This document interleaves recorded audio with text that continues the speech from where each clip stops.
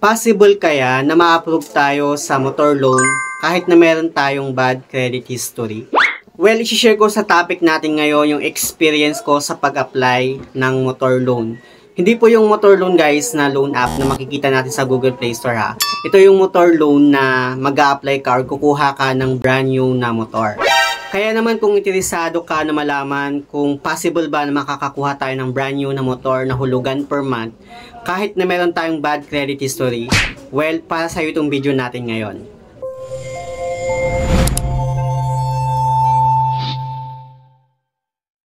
Hello guys, it's Ciel Mariano and welcome back to my YouTube channel. At kung hindi ka pa nakapag-subscribe sa aking channel, please subscribe dahil palagi ako nag-share ng mga experience ko at nag-review ng mga all or online lending platform kung legit ba o hindi dito sa ating channel. Anyway, kung ano man yung mga background noise na narinig nyo dito sa video natin ngayon, pagpasensya nyo na kasi Saturday ngayon, walang pasok yung mga bata at talagang maingay sa labas. Kasi yung bahay namin dito sa labas is tambayan talaga siya ng mga tao. So ito nga, pag-uusapan nga natin yung experience ko sa pag-apply ko ng brand new na motor sa Honda dito sa amin. Last year, 2024, at yung time na yun guys, no, kasagsagan din yun ng bad credit history ko kasi 2023 ako hindi nakapag-settle ng loan ko dun sa ibang mga loan app na na-abandon ako. Kumuha nga ako ng motor last year, hindi dahil sa gusto ko lang, kundi may purpose talaga yung pagkuha ko. Kasi ayun nga, magagamit ko nga siya for my business dahil nga meron akong sari-sari store dito sa amin. Pero bago yun guys, i-share ko muna yung experience ko sa pag-apply ko ng motor or bago pa lang ako nag-apply ng motor.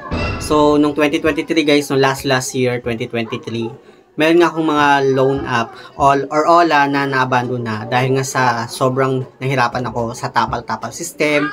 Actually, meron akong mga ginawang video sa kanya at marami na akong nagawang video about dito. Ilalagay ko lang dyan sa may description box or sa may comment section yung link if ever na gusto nyo siyang panoorin para aware kayo kung ano yung mga pinagdaanan ko nung time na yon. February last year, 2024, mga last week ng February yon, naisipan ko na kumuha ng bagong motor ko, sarili kong motor talaga. Gusto ko, may panggagamitan nga ako sa business ko. Pero nung time na yon, hindi ako maasa na ma-approve ako kasi alam ko sarili ko talaga na may bad credit history ako sa mga Ola. Pero sabi sa akin ng kakilala ko na taga dito sa amin, subukan ko lang daw, baka ma-approve. So pumunta kami sa mga branch dito sa amin at nag-canvas kami, nagtanong-tanong kami kung ano yung mga requirements sa pag-apply nga ng motor sa kanila. Pero nung time na yon, medyo kabado ako kasi hindi ako talaga sure or 100% sure na ma-approve ako sa mga ganito kasi nga alam ko talaga sarili ko na mayroon akong bad credit history. But then, nung first na branch na pinuntahan namin, dininay ako or hindi ako pinayagan na mag-apply sana. Siguro medyo mahigpit sila, ganon. Until lumipat kami sa ibang branch at doon, medyo naging interesado sa akin yung taga doon.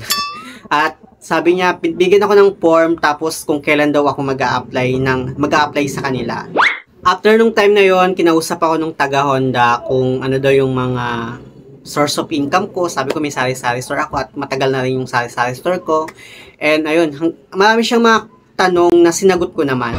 And then after nun, binigyan niya ako ng mga requirements ko kung ano yung mga kailangan kong ipasa sa kanila or isubmit sa kanila. Then magsi-CI na lang sila. Sini-I nila yung bahay namin, sini-I nila yung tindahan ko, yung refrigerator ko, pati na rin yung piso wifi. Mga 2 days din yata ako naghintay nun. Wala na silang paramdam. So, pakiramdam ko din nung time na yon, reject ako or hindi ako na-approve sa kanila. Pero, nagulat na lang ako na biglang may tumatawag sa akin at sinagot ko naman yung tawag. Sinabi niya na taga Honda daw sila, approve daw yung applications ko at punta na lang daw ako dun sa branch nila. Tuwang-tuwa ako nung time na yun at hindi ko talaga siya ina-expect na ma-approve ako kahit alam ko sarili ko na meron akong bad credit history. So, pumunta ako sa branch nila para i-pick up yung motor and nagbigay lang ako ng down payment ko. So, yung question nga is possible ba na ma-approve tayo sa motor loan kahit na meron tayong bad credit history? Ang kasagutan ay yes.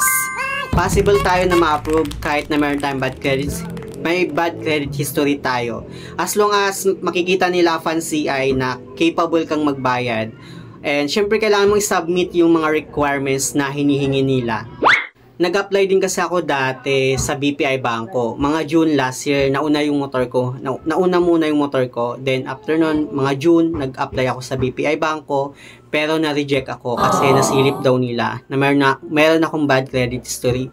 Pero that time tinanong ko yung taga BPI kung bakit sa Honda na-approve naman ako sa motor, bakit sa card bank na-approve naman ako. Ang sagot niya sa akin is si Honda at si card bank ay hindi sila mga banking institutions. Sila kasi international talaga si BPI.